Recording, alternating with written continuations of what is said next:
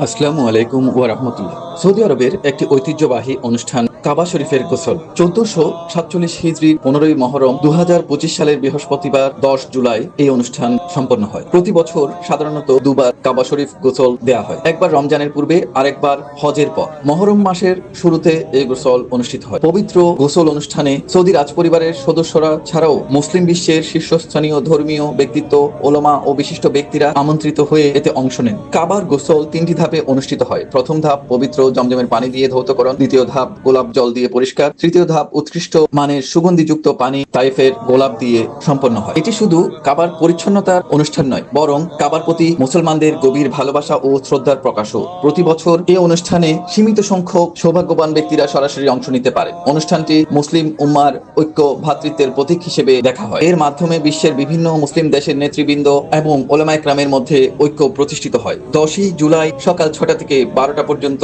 কাবায় তাওয়াফ সীমিত রাখা হয়। এ সময় কাবা চত্বর এবং কাবার আশেপাশে বিশেষ নিরাপত্তা ব্যবস্থা কার্যকর হয়। আল্লাহ আমাদেরকে পবিত্র কাবার তাওয়াফ, পবিত্র কাবার সান্নিধ্য দান করুন, আমিন।